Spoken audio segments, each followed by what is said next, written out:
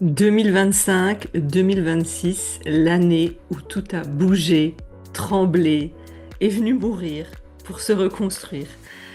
Le point de départ de cet épisode, c'est que moi je pensais que toute ma vie d'entrepreneur continuerait exactement comme elle était. Alors je m'explique.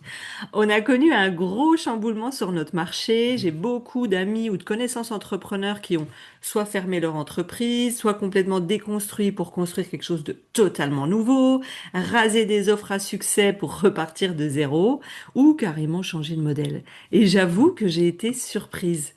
Récemment, j'étais avec des amis entrepreneurs dans un mastermind et ils me disent, mais Aurélie, toi, tu fais partie des dinosaures.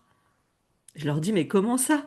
Parce qu'apparemment, garder pendant presque 10 ans comme je l'ai fait, une entreprise à plusieurs milliers d'euros, avec les mêmes modèles, les mêmes clientes, le même marché et globalement la même façon de faire, c'est exceptionnel. Ils m'ont dit, mais il y en a tous les 1 an, 3 ans, 7 ans, c'est là où il y a des ruptures. Et il y en a pendant 10 ans, mais ils ont vécu 3 fois les changements de modèle, 10 fois les changements de clientèle. Et moi, je suis là. Ah bon? Bon, je pense que je le savais pas, pour être honnête. Je m'étais peut-être un peu beaucoup reposée sur mes lauriers. Alors, je dis pas que je travaillais pas, je dis pas que ça ne me demandait pas du temps, de l'énergie. Moi, je te vends pas du rêve, mais je réutilisais beaucoup les mêmes modèles de vente. C'est pour ça que je suis devenue l'expert des challenges. C'est pour ça qu'on a généré plusieurs milliers, les mêmes clientes. Mais au bout d'un moment, on m'a fait comprendre que j'étais un dinosaure et que c'était extrêmement rare. Et plus je pose la question autour de moi, alors je sais pas ce que toi tu en penses, tu peux me dire en commentaire, ça fait combien d'années que tu es entrepreneur? Est-ce que tu as déjà changé ou pas? Et plus on me dit, mais oui, c'est rare. Et je vais peut-être paraître bête, mais je suis tombée des nues. Je pensais vraiment que toute ma vie, tant que ça me plairait, tant que je serais heureuse, tant que je continuerais à avoir la vie que j'ai, bah, je continuerais à faire la même chose. Parce que j'avais des espaces de liberté, de plaisir, mais la structure était exactement la même. Et je ne savais même pas qu'un jour arriverait où il faudrait tout remettre sur la table. Et pourtant, il était temps de se renouveler. Il était temps de finir un cycle de 9 ans de combat, de prouver, de créer une sécurité, de montrer. Et le plus difficile, ce n'est pas de quitter ce qui ne fonctionne plus, c'est d'avoir le courage de quitter ce qui fonctionne encore, mais qui ne te ressemble plus ou qui ne te met plus en joie. Alors tu pourras, si tu le souhaites, en dessous de cet épisode, déjà cliquer sur le lien que je t'ai mis. J'ai rasé une offre à 4 millions. Si tu veux savoir de quoi il s'agit, parce qu'il y a énormément de prise de conscience dedans. Et le plus fou, ça n'a pas bougé que dans mon business. Parce qu'en réalité, ma vie personnelle a été un chamboulement total sur les 6 mois qui viennent de passer jusqu'à 10 mois. J'ai eu la séparation avec ma meilleure amie, 20 ans d'amitié, 4 heures au téléphone par jour, quasiment tous les jours. Ma base, mon pilier, la personne qui me connaît le plus au monde. Et on a mis fin à cette relation qui ne devait plus exister comme elle existait. J'ai eu le décès de ma cousine, qui a été extrêmement rapide et qui est venue toucher en profondeur des questions très existentielles. Ma séparation, j'étais en couple. Et qui dit couple dit des projets, un avenir, des envies. Et le jour où tout s'arrête, que ce soit toi ou que ce soit l'autre, ou que ce soit les deux, bah, tu mets fin à tous ces projets, à tout ce futur que tu imaginais, à cette nouvelle base que tu avais construite, à ces nouvelles habitudes. Et du jour au lendemain, tu vis avec tous ces challenges, autant personnels que professionnels. Et quand je regarde tout ça aujourd'hui, je crois que ce qui a été le plus déstabilisant, c'est que j'avais l'impression que toutes mes sécurités étaient remises en question en même temps. Je me disais, mais on me laisse même pas le temps de respirer, je vis un deuil, j'en vis un autre, je vis une perte. Et en fait, j'enchaînais, j'enchaînais, j'enchaînais. Et j'ai encore en tête le message de mes amis qui me disent, mais je sais pas comment tu fais en fait. Je sais pas comment tu fais, ça fait des années qu'on te connaît et t'as des périodes comme ça tellement intenses de déconstruction. où on n'arriverait pas à supporter le quart. Donc, je vais juste faire une aparté, j'ai une chance, peut-être, ou pas, c'est que j'ai tellement vécu des drames subites dans ma vie, des chocs, que j'ai cette constitution, d'une part, de protection, de réussir à demander ou laisser mon cerveau court-circuiter pour me protéger de ce qui est trop intense. Attention, ça ne veut pas dire que je vis pas mes deuils, ça ne veut pas dire que je suis pas sensible, que je pleure pas, que j'y pense pas, que je suis pas triste, bien au contraire, mais j'ai l'avantage d'avoir une facilité pour un deuil, par exemple, amoureux, je vais pas passer 6 mois à pleurer.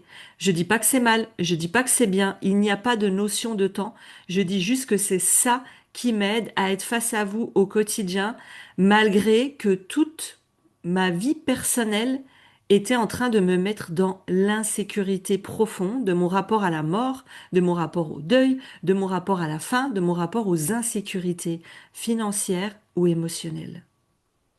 Et avec le recul, je sais que cette année est venue me demander de lâcher tous mes anciens fonctionnements, mes anciennes identités, de changer des choses beaucoup plus profondes. Là, c'était pas une histoire de stratégie, c'était une histoire d'identité. Et à un moment donné, la grande question derrière tout ça, je vous l'ai dit, c'était la sécurité. Notamment mon identité liée à l'argent, à mon rapport à l'argent et à la sécurité physique, mentale, émotionnelle ou sécurité et paix intérieure. Parce que quand tu as connu la rue à 17 ans, certaines expériences laissent forcément des traces dans ta manière de construire ton futur et ta sécurité.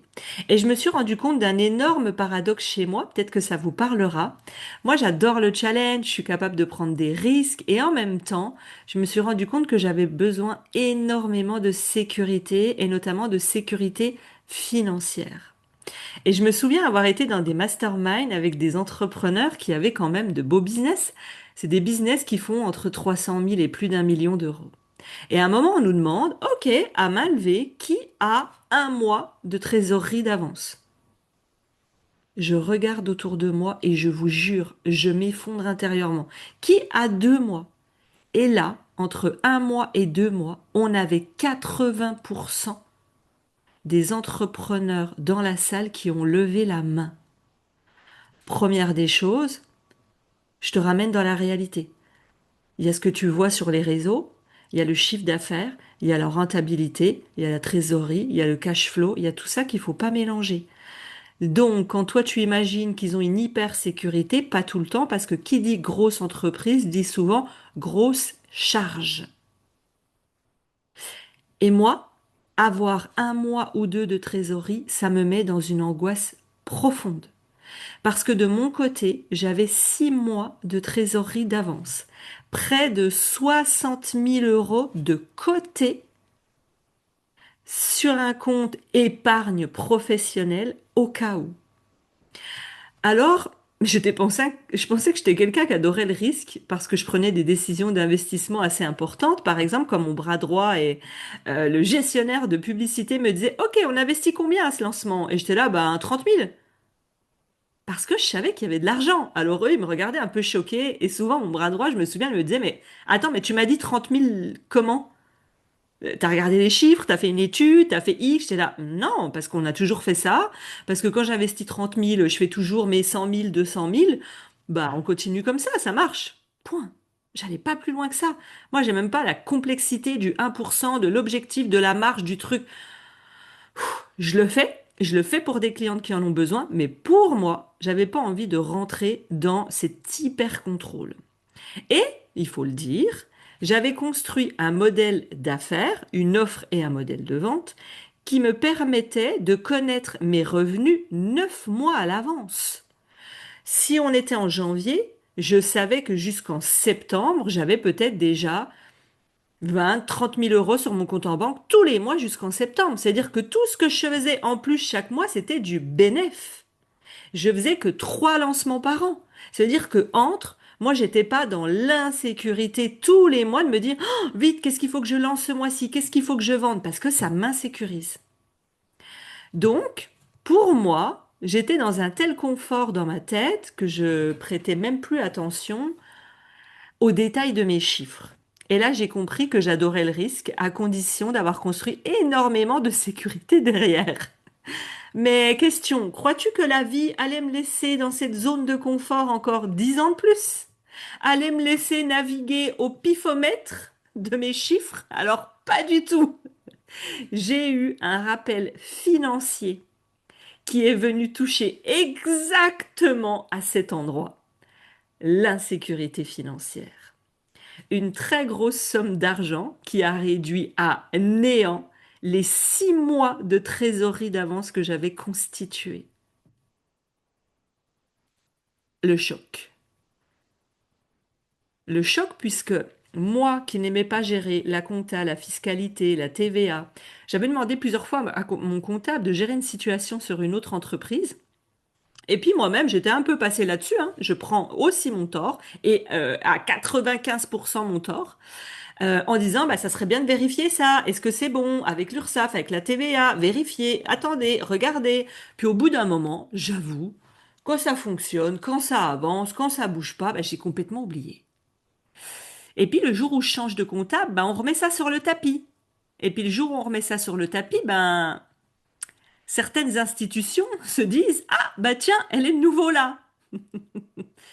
Et là, ben, on me fait comprendre que je vais perdre mes 6 mois de trésorerie d'un coup. Et là, j'avoue que c'est le choc. Et j'avais tellement un détachement, voire un rejet, voire un je m'en foutisme total sur les sujets, tous les sujets que je viens de vous regarder, que j'ai laissé trop longtemps couler jusqu'au jour où la sentence est tombée.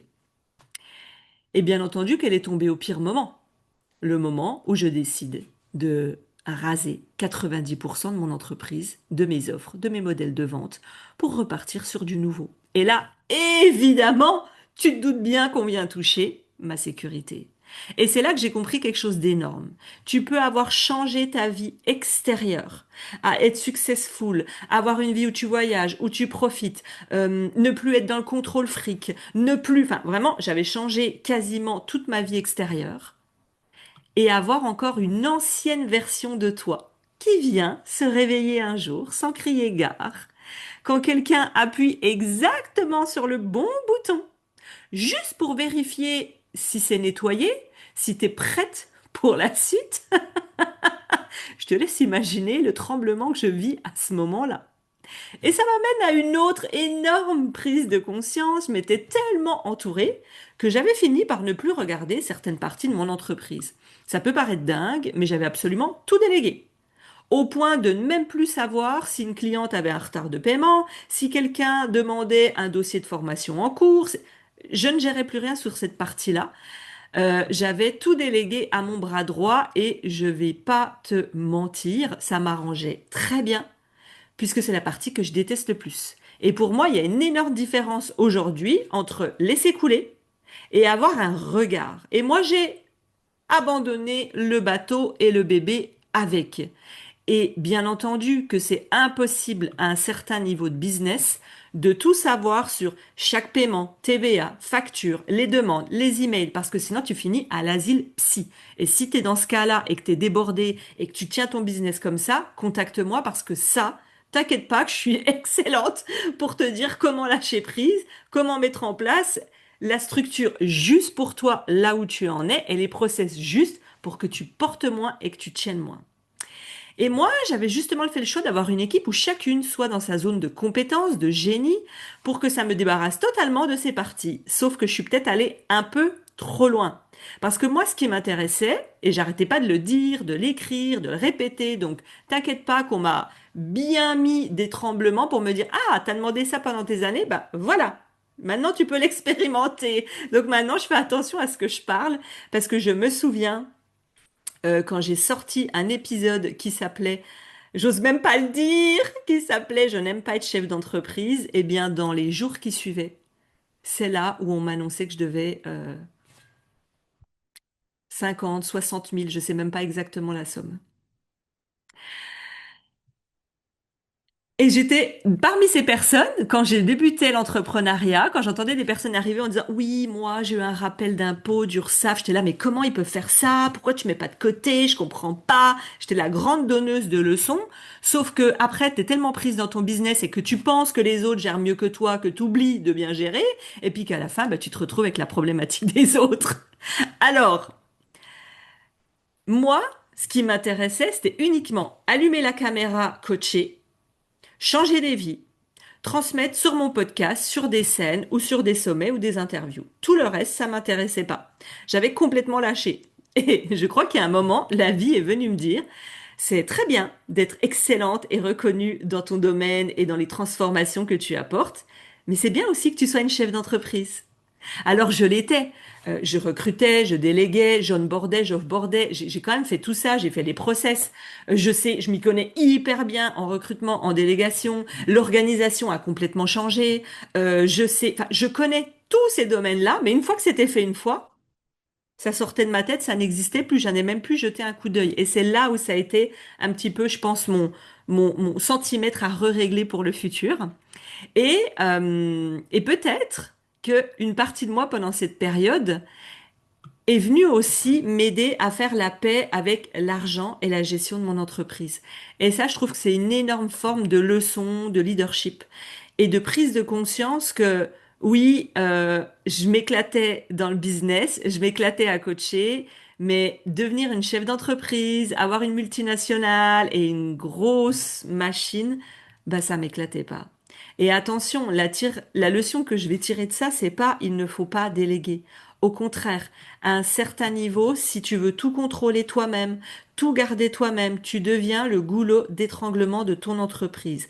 La leçon, c'est déléguer une responsabilité ne signifie pas abandonner son rôle de pilote. Quand tu prends l'avion, le pilote, il va pas descendre pour vérifier la roue, servir les cafés, remplir les bagages. Il a une équipe. Mais à la fin, il reste responsable de valider que tout est OK avant que l'avion décolle.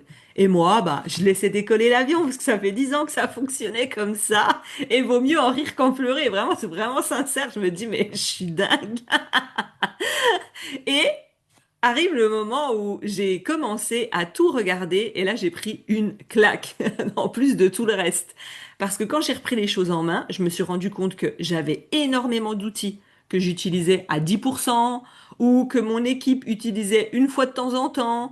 J'avais des doublons, je continuais à payer des systèmes donc je n'avais quasiment plus besoin. Certaines dépenses avaient été créées pour un modèle d'entreprise qui n'existait plus, vu que je reconstruisais plus de simplicité. Euh, et pourtant, les charges, les dépenses continuaient tranquillement à sortir chaque mois. Bah oui, évidemment. Et là que je me suis posée, ben c'est la claque. Parce qu'avant, ben, j'avais aucune raison de remettre tout ça en question, jusqu'à ce que j'arrête mon offre phare et que je me dise, moi, tout ce qui est complexe, ça saute, j'en veux plus, je veux du simple, je veux du léger, je veux que ça soit plus facile, plus fluide.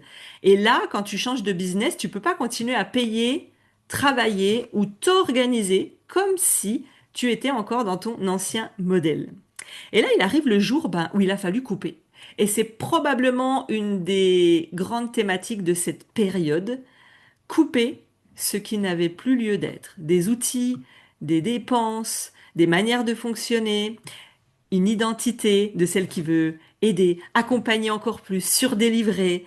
Là, on revient dans une juste place. Et quand je suis dans une juste place depuis 2 ans maintenant, ça change exactement tout. Les résultats de mes clientes sont fois 10 000. Parce que oui, quand j'agis sur moi ou quand tu agis sur toi, tu agis sur tes clientes. Et puis souvent, on vient parler de ce qu'il faut ajouter pour passer à un nouveau palier.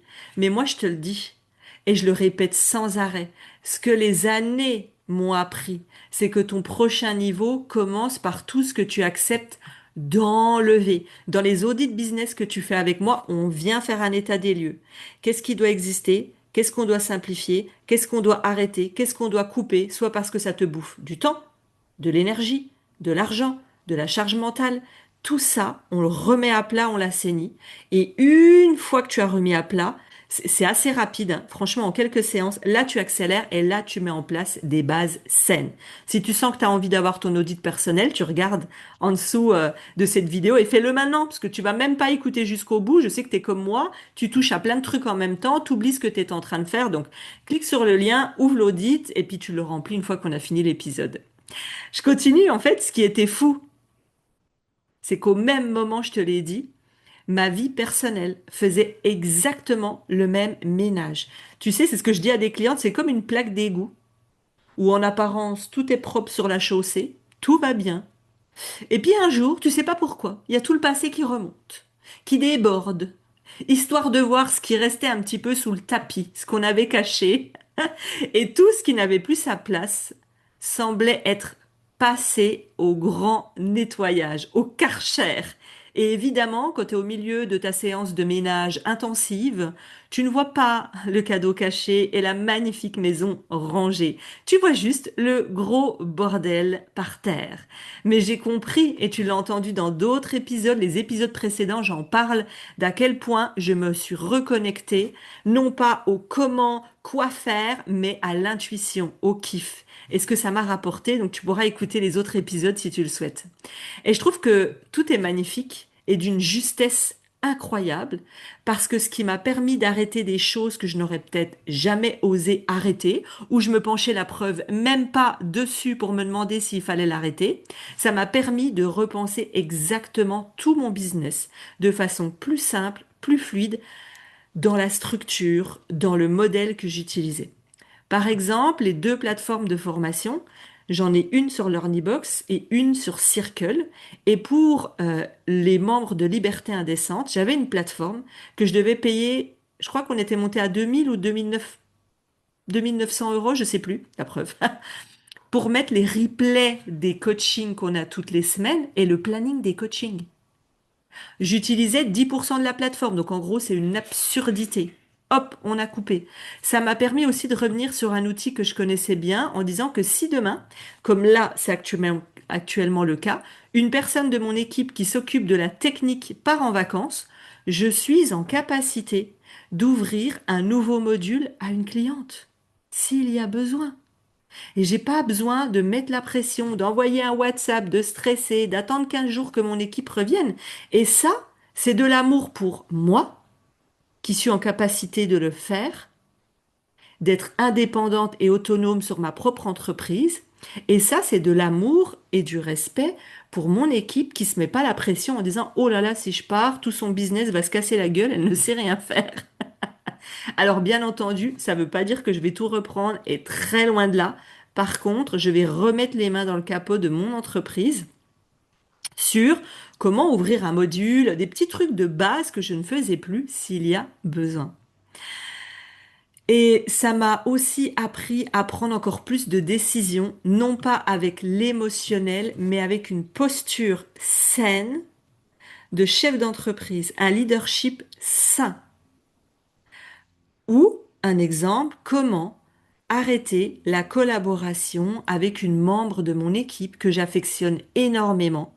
Mais aujourd'hui, son rôle avec la nouvelle structure n'a plus de place. Par exemple, dans l'académie, j'avais une customer care qui s'occupait du bien-être des clientes, de les rediriger, d'envoyer les programmes de formation, enfin tout ce qui est organisme de formation. Je n'en veux plus. Donc, à ce stade, je n'ai plus besoin de customer care, là, aujourd'hui, à l'heure où je vous parle, et j'accepte dans 1 an, 2 ans, 3 ans, 4 ans, de me dire, j'ai besoin de recruter une customer care. Je ne suis plus attachée, j'accepte d'avoir des contradictions, j'accepte de vouloir aujourd'hui et de ne plus vouloir demain, j'accepte que je suis un être complexe et que ça fait partie de la vie.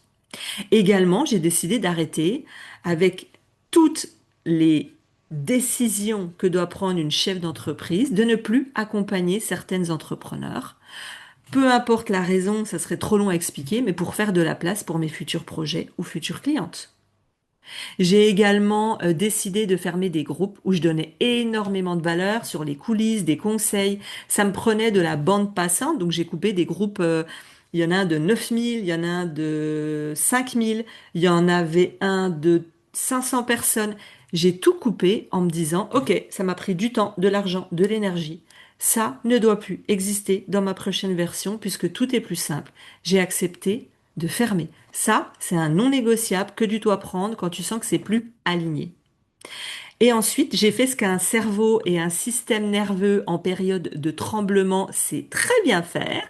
Je suis venue me dire, une fois qu'on a coupé, cuté, et là d'un coup on ouvre les yeux, on se dit, OK, comment? Comment je vais faire maintenant? Quelle offre, quel lancement? Les idées s'enchaînent, les nouvelles possibilités. Et puis là, j'ai eu une autre prise de conscience. Peut-être que comment je vais faire n'est tout simplement pas la bonne question. Tu verras, j'en parle dans mes autres épisodes. Si tu es trop dans les questions, c'est une mauvaise idée. C'est là que j'ai compris que vouloir trouver une solution très vite dans une période de tremblement est très loin d'être de l'efficacité. C'est juste de la sécurité que tu essaies de recréer. Je voulais absolument remplir le vide parce qu'un cerveau et un système nerveux qui viennent de perdre plusieurs repères importants en même temps, ils veulent une réponse maintenant. Je veux savoir si c'est la bonne décision. Je veux savoir si je fais un lancement comme ça. Je veux savoir si cette offre, c'est le bon tarif. Je veux savoir, ah, waouh, waouh, waouh, stop. Stop de venir se raccrocher à ce qui existait avant et à vouloir une solution avant même que tu fasses le chemin pour expérimenter. Et mon travail à ce moment-là, c'est pas juste de remplir le vide, ça a été d'apprendre à rester dedans, dans ce vide, dans cet inconfort, sans paniquer.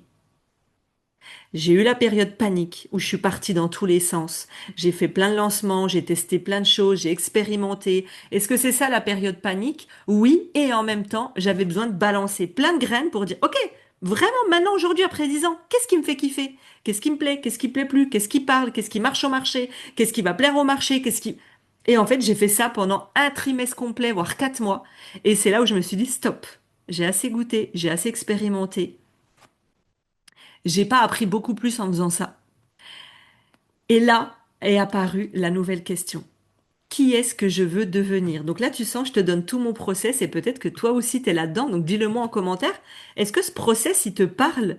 C'est un process de deuil, c'est un process d'acceptation, c'est un process de, OK, qu'est-ce que je dois arrêter ou continuer? Et là apparaît, qu'est-ce que je veux vraiment?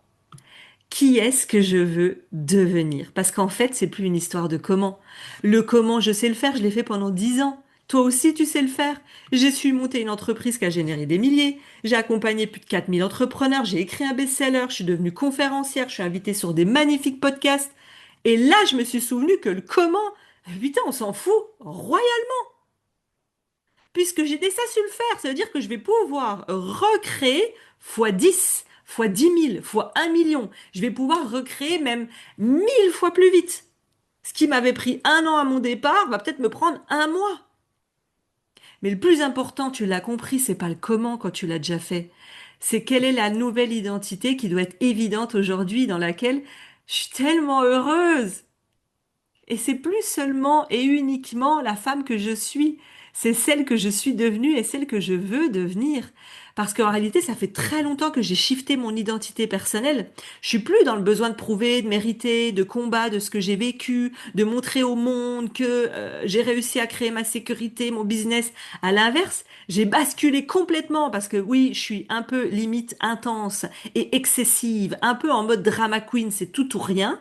Mais maintenant, j'arrive à avoir du juste milieu. Mais à l'inverse, j'ai basculé dans l'autre extrémité qui était, moi, je vous préviens, je veux juste être dans ma zone de génie, je veux allumer la caméra, coacher, être invité sur des podcasts, c'est tout. Le reste, allô? Appelez-moi, j'entends pas, tu sais, comme Driss, là, dans le film Intouchable, je crois que c'est. Euh, allô? Non, j'entends pas, je suis pas là. Je suis pas là. Oui, je vous l'ai dit, je suis assez extrême et pour moi, c'est pas bon d'être dans les extrêmes. L'idéal, c'est de trouver un juste équilibre. Le but, c'est pas de trouver une solution ici et maintenant vide de comment je remplis cette nouveauté, ce vide, ce doute. C'est de laisser mon intuition me guider, de choisir une nouvelle réalité puissante que je vais désirer créer, de me reconnecter à la foi du tout est possible qui m'a permis d'avoir cette vie incroyable. de voir les transformations de mes clients, de voir le résultat. Et ça, j'ai plus besoin depuis longtemps de le remettre en question. Par contre, aujourd'hui, celle que je veux, qui doit être de plus en plus libre, sur quel format je veux me rendre visible, avec quelle offre et quelle nouvelle version de moi doit exister. Et ça, j'ai pas besoin de le savoir aujourd'hui. Si tu as écouté mon épisode sur lâcher le comment et le contrôle et les cadeaux de la vie, tu te rendras compte que les bonnes portes, les bonnes rencontres s'ouvrent au moment où tu es prête. Fais confiance. Et les clientes incroyables que j'ai actuellement, que ce soit en coaching privé ou dans Liberté Indécente, c'est exactement de cette façon que je veux continuer à accompagner. C'est exactement ce que j'avais anticipé sans le savoir, intuitivement, en janvier 2025, quand je me mets à créer Liberté Indécente. Ce jour, il y a 1 an et demi, 2 ans, j'ai décidé que tout ce que j'allais construire devait être plus léger, plus simple. Que j'allais me servir de tout ce que j'avais vécu dans d'autres expériences, d'autres masterminds, tout ce qui me convenait pas pour ne surtout pas le refaire.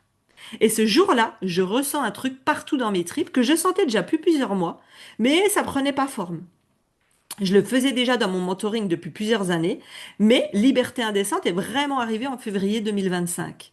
Et je me suis dit, moi, je ressens ce truc dans ces tripes, dans mes tripes, je sais pas pourquoi. Je veux pas créer d'usine à gaz. Je veux pas créer des plateformes de formation avec 72 modules, 140 vidéos pour quelqu'un qui démarre. Oui, il y a besoin d'apprendre les fondamentaux, ça a du sens, mais pour une entrepreneur qui a déjà des clients, déjà des ventes, qui veut passer un cap, je me suis demandé, OK, de quoi elle a besoin réellement aujourd'hui pour obtenir plus simplement, plus rapidement son objectif. Parce que moi-même, j'ai perdu tellement de temps et d'énergie dans des masterminds, des formations où tu as une question, il faut regarder 3 heures de vidéo et puis à la fin te dire, OK, dans le milieu du module 7, je crois qu'il y a la question à ma... Ah, c'est bon. Ou tu as des conseils d'autres entrepreneurs, mais jamais de l'expert. Donc en fait, tu entends de tout à tous les niveaux, alors que jamais personne n'est venu mettre les mains dans ton business. On sait juste que tu es coach business. Mais jamais personne n'est venu voir entièrement ton business pour te dire, voilà ce que je ressens, fais ce que tu veux. Non, on te donne plein de conseils, toi tu prends tous les conseils, il y en a beaucoup qui appliquent tout, et puis à la fin, ils font exploser leur boîte. Tout ça, j'en voulais plus. Je voulais que tu arrives avec une question. On regarde, on tranche, tu repars avec une réponse. Bim, bam, boum. Tu restes pas bloqué pendant 3 mois sur un problème qu'une experte peut identifier en 10 minutes. Et moi, j'ai décidé de rester dans mes accompagnements parce que je suis excellente là-dedans et de ne pas être 90% de mon temps à gérer une entreprise, mais 90% de mon temps à coacher, accompagner.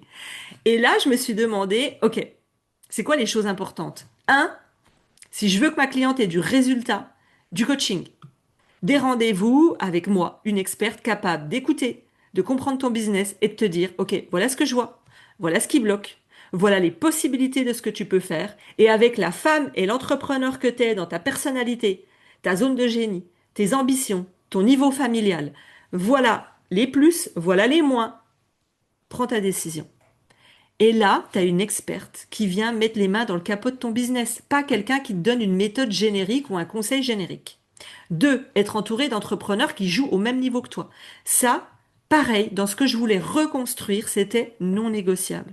Parce qu'à un moment donné, tu peux pas être systématiquement celle qui pousse, celle qui coache les autres, celle qui porte, la plus avancée de la salle. Tu veux pouvoir dire, putain, je vis un challenge en ce moment et avoir d'autres personnes en face qui te regardent et qui te disent, oh, OK, moi je suis passé par là, voilà ce que j'ai fait, voilà les options, et c'est là que tout s'accélère. Donc bien souvent, quand tu es avancé, t'as pas besoin d'une nouvelle formation. Tu as besoin de t'asseoir à une table où les conversations ne sont plus les mêmes. Et c'est exactement cette philosophie qui a nourri Liberté Indécente. Alors aujourd'hui, quand je regarde mes clientes, parfois, j'ai l'impression qu'elles sont montées dans un TGV de liberté, d'abondance. Elles sont là, elles font des choses, elles s'expérimentent et les résultats, ils sont incroyables. On passe plus 6 mois à réfléchir à quelque chose qu'on peut décider aujourd'hui. Et moi, la punchline d'impact que je veux te donner, c'est aujourd'hui, je ne mesure plus la valeur d'un accompagnement à la quantité de contenu qu'il contient, au nombre de modules, au nombre de plateformes, au nombre de PDF, ça, vraiment, chut. Je la mesure à la vitesse à laquelle ça t'aide à atteindre ton objectif, même si ça te fait passer par des chemins que tu n'imaginais pas, par des challenges, par des prises de conscience, mais c'est là que c'est intéressant. Et avec le recul, je trouve ça dingue parce que je croyais simplement en début 2025 que j'étais en train de créer un nouvel accompagnement. Mais en réalité, sans m'en rendre compte, j'étais déjà en train de créer le futur business qui correspond à la femme que je suis aujourd'hui et que je désire devenir. Encore plus humain, encore plus puissant, encore plus profond, encore plus authentique. Et je ne le savais pas encore, mais Liberté Indécente n'était pas simplement un nouveau mastermind, mentoring, c'était déjà l'expérience la plus puissante de ma nouvelle manière d'entreprendre. Alors, se reconstruire autrement. Je vais vous donner un exemple très actuel, parce que si tu passes par là, ça va te parler. Aujourd'hui, j'accompagne une entrepreneur qui a connu un énorme succès dans le développement personnel pour préserver son anonymat. Il y a environ 6 mois, elle a dû fermer son entreprise. Et quand elle est venue me voir, elle m'a dit quelque chose qui m'a énormément parlé. J'ai envie, Aurélie, de construire quelque chose, mais je veux plus les mêmes bases qu'avant. Je veux plus entreprendre de la même façon. Je veux plus m'épuiser à me mettre la pression, à partir avec mon ordi en week-end, en repos. Je veux plus me donner corps et âme. Enfin, elle avait vraiment un listing qu'elle m'a rempli dans son audit de départ de, parce que j'ai une question qui est, ça peut te servir. Qu'est-ce que tu ne veux plus jamais entreprendre ou de cette façon-là? Et dedans, il y avait une liste complète. Et ce qui est magnifique, c'est depuis qu'on travaille ensemble, à chaque fois qu'on pose une nouvelle brique, elle me dit, je me sens en paix. Je sens que c'est juste. Et pour elle, c'est énorme. Parce que elle, c'était quelqu'un, et je me permets de le dire parce qu'on rigole là-dessus, et moi aussi j'ai été comme ça, de très contrôle fric. Elle était boulémique de son business. Tu lui disais, mais arrête, t'as des notifs partout, ferme ton ordi, il est déjà 19 heures. Eh ben, elle continuait, plus d'action, plus de contrôle, toujours anticipée, ça la stressait. Elle avait même des douleurs dans la nuque, elle avait attrapé des plaques de psoriasis, je crois que c'était ça, ou d'eczéma. Et aujourd'hui, on est en train de reconstruire une entreprise sur quelque chose qu'elle n'avait quasiment jamais utilisé, la paix. La paix et la légèreté. Et je trouve ça beau à observer. Et la conclusion, c'est là où ça va être important. C'est que, un, sur quelle construction et sur quelle terre tu veux construire le futur. Si tu ne sais pas ça, bah forcément tu vas reconstruire les mêmes choses qu'avant. Deux, notre conversation de la semaine dernière m'a marqué. Je lui ai expliqué que j'étais en train de préparer cet épisode, que j'allais vous raconter que je vivais énormément de tremblements dans ma vie, des remises en question, des challenges, qui a fonctionné, pas fonctionné. Et là, elle me dit, oh, ça me donne trop envie, ça m'inspire, mais j'ai trop peur d'être jugée, d'être critiquée, peur que les gens se disent, ah bah finalement, elle a pas réussi, et qu'il y ait des critiques. Et là, je lui ai répondu trois choses que je vais te donner si tu vis des tremblements de couple, pro, perso, peu importe. Les personnes qui ont construit à ton niveau savent ce que ça coûte, savent que ça fait partie du game d'entrepreneur de vivre des énormes hauts et des bas et des reconstructions. Sache, écoute bien, que tu ne seras jamais jugé par quelqu'un qui a mieux réussi que toi. Parce qu'elles savent ce que c'est que de prendre des risques, de recruter, d'investir, de prendre des décisions avec parfois des dizaines de milliers d'euros en jeu. Et oui, tu auras peut-être des gens qui diront, ah bah voilà, elle a voulu faire ça, ça n'a pas marché, et tia tia qui, et tia tia tia. Mais je te le dis tout de suite, ce sont des personnes qui n'auront jamais eu ton succès, qui n'auront jamais eu ton niveau et qui n'auront jamais osé entreprendre le quart de ce que tu as entrepris. Autre exemple, c'est comme lorsque tu achètes une maison, tu deviens propriétaire, et puis là, tes amis qui sont locataires, quand tu leur dis, oh là là, je vais avoir beaucoup de frais pour ma toiture, oui, bah voilà, et puis là, ça critique, bah oui, là, et ben c'est ça, bah vaut mieux être locataire, mais parce qu'ils n'ont jamais osé atteindre la vie que toi tu t'es créée. Ça ne veut pas dire que tout le monde veut les mêmes choses, attention. Juste, quelqu'un qui juge sera toujours en dessous de toi. Parce que les gens qui sont au-dessus de toi n'ont même pas le temps de te regarder, n'ont même pas le temps de critiquer et savent juste que, ah putain, ah ouais, ok, elle est dans ce challenge, moi aussi je suis passée par là. Et ce jugement, ils racontent davantage leur propre rapport au risque et à l'échec que la valeur de ton parcours. Et la punchline d'Impact, c'est toujours plus facile de commenter le match depuis les tribunes que de descendre sur le terrain. Hein? Tu sais le nombre de personnes, ouais, il a été nul, qu'est-ce qu'il a fait hier soir, qu'est-ce qu'il a mangé, ça fait 2 mois qu'il s'amuse et qu'il mange n'importe quoi. Va sur le terrain. Et après, tu jugeras. Et surtout, je lui ai dit, tu n'as pas perdu ce que tu sais, tes connaissances, je crois que ça faisait 12 ans d'expérience. Tu as juste perdu et accepté de lâcher une identité, une façon de fonctionner qui n'est plus d'actualité. C'est pas la même chose. Donc en fait, tu repars pas de 0-0, tu as ton expérience. Tu viens de prendre 10 ans d'expérience en quelques mois. C'est la deuxième chose que je lui ai dit. Tu sais ce que tu viens de vivre? Je lui ai dit, c'est un accélérateur de prise de conscience, de leadership. C'est absolument phénoménal. Parce que quand ton entreprise traverse un énorme tremblement, tu es obligé d'apprendre. Regardez les chiffres que tu préférais ne pas regarder, ça c'est moi. Gérer tes émotions sans arrêter de diriger, couper, renoncer, reconnaître tes erreurs, découvrir qui tu es aujourd'hui. Et quand tout va bien, t'apprends à piloter sur une autoroute. C'est facile, on y va, c'est tout juste. C'est de la cinquième, tu mets comme moi le régulateur de vitesse et tu te laisses aller au kiff, quoi. Et quand tout tremble, tu apprends à piloter dans la tempête. Et c'est pas la même conductrice qui ressort de l'autre côté. Donc je lui ai dit, tout ce que tu as traversé va devenir une partie exacte de tout ce que tu vas transmettre dans les mois et les années à venir. Imagine qu'une de tes clientes, dans 2 ans, traverse le même tremblement. Elle sera terrorisée. Elle va penser que tout est terminé. Elle va remettre en question sa valeur. Elle va décider que tout ce qu'elle a appris, c'est acheté à la poubelle et que c'est la dernière des dernières. Mais là, elle aura en face d'elle une femme capable de lui dire, je connais cet endroit, je l'ai traversé, voilà ce qui m'a aidé, voilà ce qui m'a fait gagner du temps. Et ton expérience, elle prend une dimension hors norme. Alors la punchline, c'est qu'il y a des choses que tu apprends dans les livres et il y a des choses que seule la traversée peut t'enseigner. Donc les grands discours, les grandes leçons de morale, quand on ne l'a pas traversé, voilà. Alors, quelque part, en lui disant tout ça, je me le disais aussi à moi-même. Parce que cette année, moi aussi, j'ai pris des tremblements. J'ai regardé les choses différemment. J'ai lâché mon ancienne identité pour revenir à quelque chose de plus joyeux, de plus léger. Mais je l'ai lâché complètement. Il restait encore quelques traces. Et punaise, mais heureusement que je l'ai vécu parce que j'aurais jamais pu accompagner les femmes, les leaders que j'accompagne aujourd'hui de cette manière-là si je n'y étais pas passée. Certaines périodes viennent et ne viennent pas pour détruire la chef d'entreprise que tu es. Elles viennent former celle dont tu vas avoir besoin pour la suite.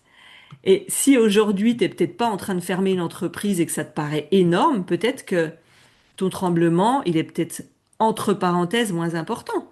Peut-être que ton offre fonctionne, mais elle t'emmerde profondément, ou alors elle est plus du tout rentable et tu t'en rends pas compte. Peut-être que tu gagnes bien ta vie, c'est assez confortable, mais tout porter au quotidien, ça t'anime plus. Peut-être qu'une partie de toi sait qu'il y a un cycle qui est terminé, mais tu t'y accroches parce que tu as peur de la suite. On dit souvent, un humain préfère un enfer connu à un paradis incertain. Et c'est exactement ça. On s'accroche jusqu'à se couper les mains parce qu'on ne sait pas ce qui nous attend. Et tant que tu continues à maintenir en vie juste parce que tu as peur du vide, bah ça t'apportera les mêmes résultats. Alors ton prochain niveau, il demande juste que tu lui fasses de la place. Je finis sur ce que cette période est en train de m'apprendre. 2025, 2026 ne m'a pas demandé de réparer. Il m'a demandé de renaître pour la future vie indécente que j'avais déjà commencé à entamer, mais il y avait encore quelques petits fils qui me retenaient, pour me permettre une nouvelle relation à l'argent, à la sécurité, à gérer mon entreprise, à mon identité, qui avait enfin envie de se révéler au grand jour entièrement à 100% et pas à 80%. Et pendant des années, ma sécurité venait de ce que j'avais construit. Aujourd'hui, j'apprends à construire ma sécurité dans la personne que je suis devenue. Tout l'extérieur peut s'effondrer. Ce que j'ai ici, ce que j'ai travaillé ici, construit ici, lâché ici, renouvelé ici, ça, c'est solide, peu importe les tremblements extérieurs. Et c'est là où tu es en capacité, dans ton leadership, de prendre toutes les décisions, ça ne bouge pas.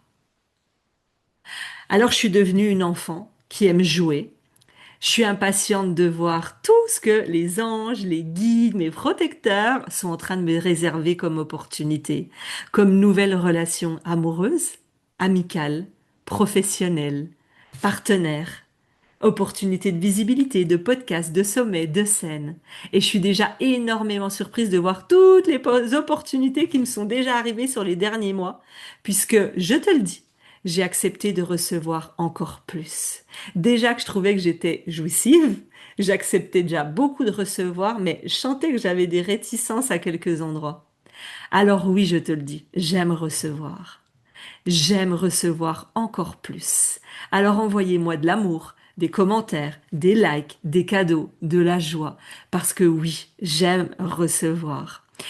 Et comme j'aime souvent vous le dire, toutes les pièces ont deux faces. Accepter de recevoir, c'est aussi accepter de perdre. Parce qu'on veut de l'argent, mais on veut pas investir et peut-être en perdre avant d'en avoir. On veut une relation de couple, mais on veut pas les mauvais côtés. Hmm. On veut être propriétaire, mais on veut agir comme un locataire.